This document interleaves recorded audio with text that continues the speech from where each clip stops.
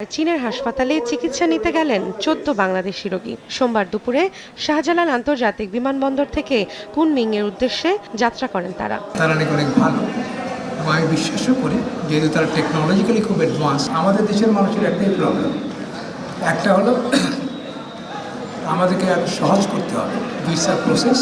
চীন বাংলাদেশি রোগীদের জন্য এখন উন্নত এবং আধুনিক যে চিকিৎসা সেবা দেওয়ার সুযোগ করে দিয়েছে, এটা আমাদের রোগীদের জন্য একটি বড় সুবিধা পাবো আমরা ইনশাল্লাহ, এবং পাশাপাশি মেডিকেল ট্যুরিজম সেক্টরের এটা একটি বিশেষ অবদান রাখবে। চীনের রাষ্ট্রদূত জানান, মেডিকেল চেকআপ ও চিকিৎসার জন্য বাংলাদেশি রোগীদের প্রথম ব্যাচে ৩১ সদস্য রয়েছেন, যেখানে ১৪ জন রোগী, ৬ জন পরিবারের সদস্য, ৫ জন চিকিৎসক ও ৫ জন HUC প্রতিনিধি ও সাংবাদিক রয়েছেন।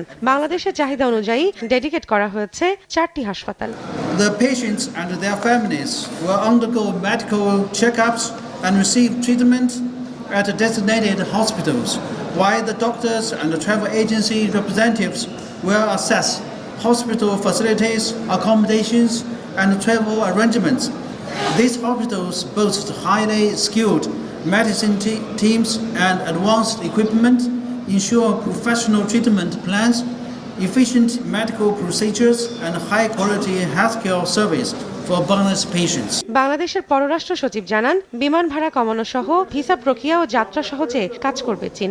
রাষ্ট্রকে আরও ধন্যবাদ দিতে চাই, তিনি বলেছেন যে যারা যাবেন চীনে চিকিৎসার জন্য তাদের ভিসাটা উনি আরও সহজতর করবেন। আমাদের দুই দেশের মধ্যে যে সম্পর্ক, বন্ধুত্বপূর্ণ সম্পর্ক, সেই বন্ধুত্বপূর্ণ সম্পর্কের সাথে সঙ্গতিপূর্ণভাবে আমরা উদযাপন করতে পারি, সেই জন্য আমাদের দুই দেশ ব্যাপক কর্মসূচি গ্রহণ করেছে। দুই দেশের সম্পর্কের ৫০ বছর পূর্তি উপলক্ষে ঢাকা বেজিং বেশ কিছু কার্যক্রম হাতে নিয়েছে বলেও জানান পররাষ্ট্র সচিব। রৌনক নিয়ন্তা।